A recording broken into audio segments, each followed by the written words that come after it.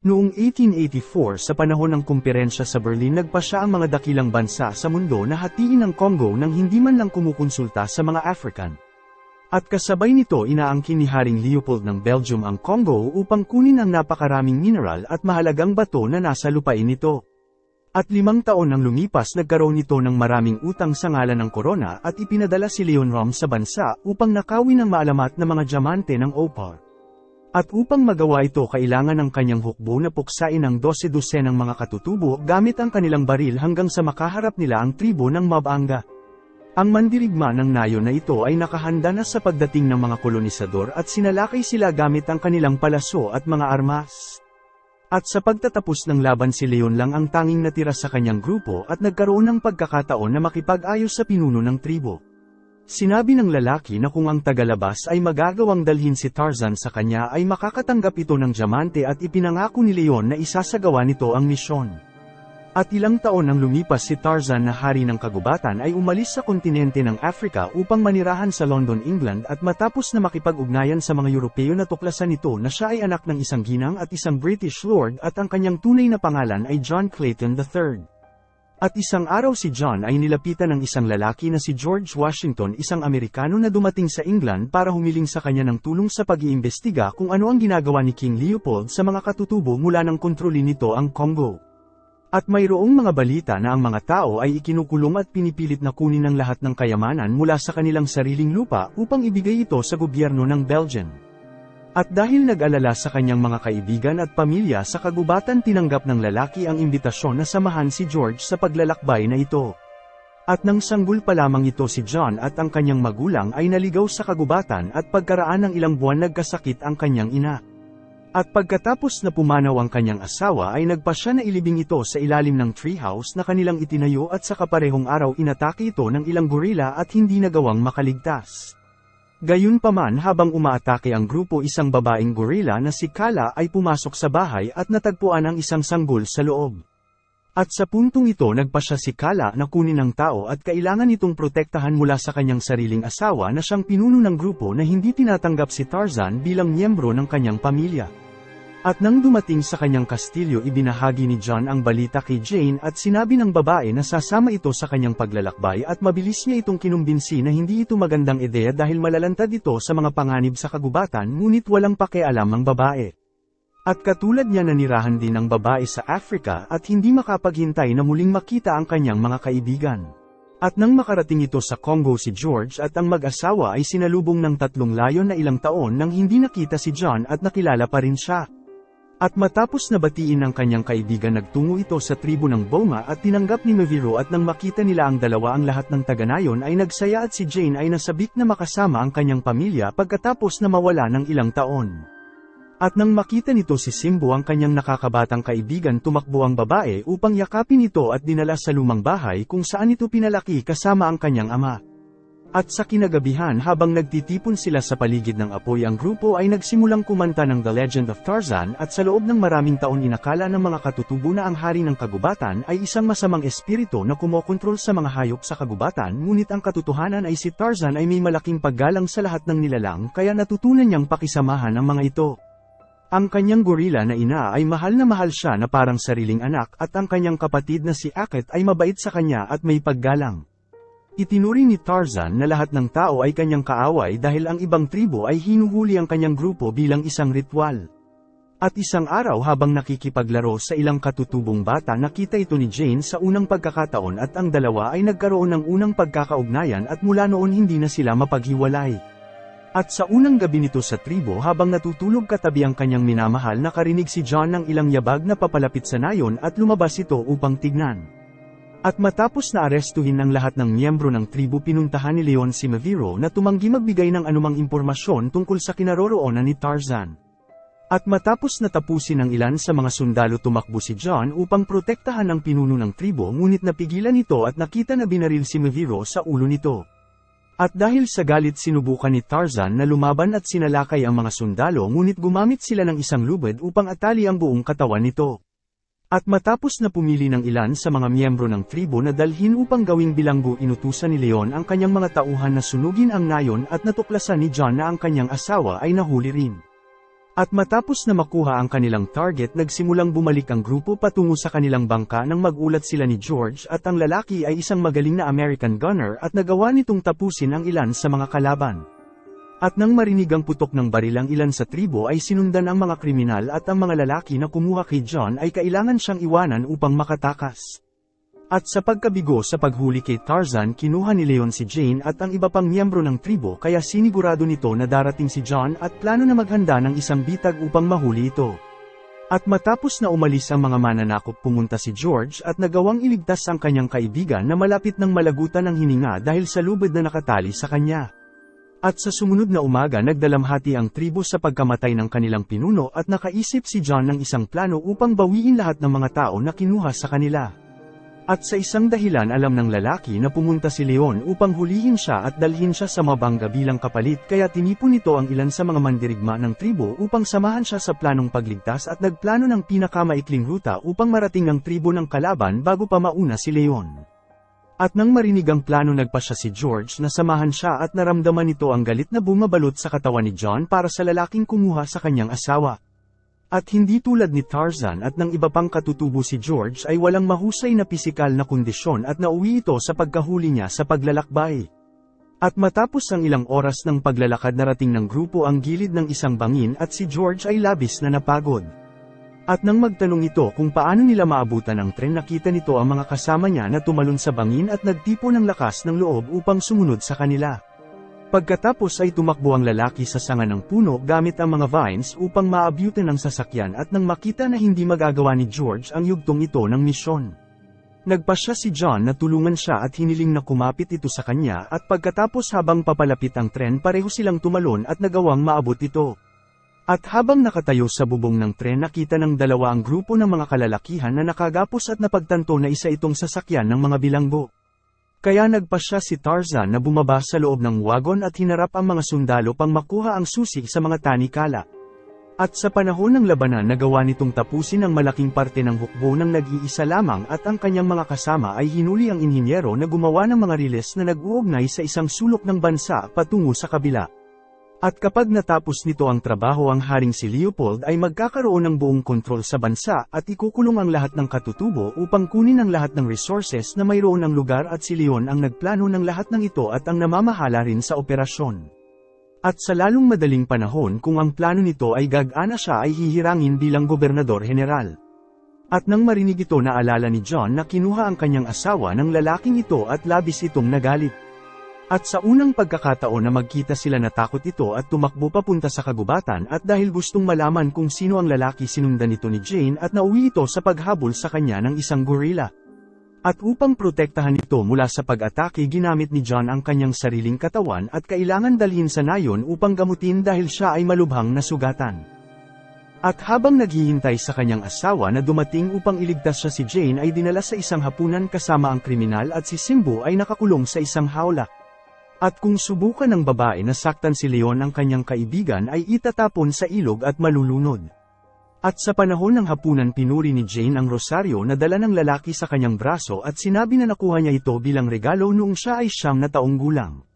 At nang nagpunta ito sa Jerusalem nalaman ito sa pari na ang rosaryo ay gawa sa Madagascar spider silk at nagpasyang ibigay ito kay Leon. At sa mga sandaling yun tumayo ang lalaki upang kumuha ng pampalasa para sa kanyang pagkain at sinubukan ni Jane na saksakin ito mula sa likuran. Gayunpaman nagawa nito kumilos sa tamang oras at ginamit ang rosaryo upang pigilan ang babae at hindi na igalaw ang kamay nito. Pagkatapos ay pareho silang bumalik sa pagkain na parang walang nangyari at sinabi ni Leon sa kanya ang mga plano nito na ibigay si Tarzan sa Mabanga. At sa kabila ng pagtanggap nito sa misyon hindi pa rin alam ng lalaki kung bakit gustong tapusin si Tarzan ng Mabanga at inihayag ni Jane na ang kanyang asawa ang pumatay sa nag-iisang anak nito. At nang marinig ito natarante si Leon at sinabi ni Jane na gagawin ni John ang mas malalang bagay sa kanya. At matapos na iligtas ang ilang katutubo na ginawang bilanggo ipinagpatuloy ni John ang kanyang paglalakbay at nagpasya si George na samahan nito hanggang sa dulo ng kanyang misyon. At habang naglalakad sa kagubatan nakasalubong nila ang isang kawang ng ostrich at plano ng marine na sumakay sa mga hayop upang mapabilis sila. Gayunpaman binalaan siya ni John at sinabing kapag ginawa niya ito mapupunit ang kanyang katawan sa pamamagitan ng malalaking kuko ng higanteng ibon. Kaya kailangan ng dalawa na magpatuloy sa paglalakad hanggang sa marating nila ang isang bahagi ng gubat na pag-aari ng mga gorilla. Ang pinuno ng grupo ay si Aket, isang gorilla na minsang itinuring kapatid ni Tarzan, ngunit ngayon siya ay isa ng deserter at kailangan na makipaglaban kay Aket kung gusto nitong makuha ang pahintulot na tumawid sa kagubatan. At bago magsimula ang laban, hiniling ni John kay George na huwag makialam sa labanan anuman mangyari. At sa kabila na lumaki ito sa tribo ng mga gorilla at isang napakalakas na tao, hindi nagawang talunin ni John ang kanyang primate na kapatid na nagtataglay ng mas higit na lakas kaysa sa kanya. Gayunpaman, nagsumikap pa rin itong maging isang karapat-dapat na kalaban kay Aket at inatake siya kahit pa alam nito ang kahihinatnan ng laban. At matapos na pabagsakin ang kanyang kapatid ng ilang beses, kinagat siya nito sa balikat at lumakad patungo kay George. At kasunod ng mga tagubili ni John, yumuko ang lalaki sa pinuno at ang hayop ay tumigil sa pag-atake sa kanya. At matapos na talunin ng hari ng kagubatan sa isang patas na laban, umalis si Aket at nagmadali si George upang tulungan ang kanyang kaibigan. At matapos na linisin ang kanyang sugat, ginamit nito ang mga langgam upang tahiin ang sugat ni John at pareho silang nakatanggap ng isang pagbisita mula sa isang pamilya ng mga elepante.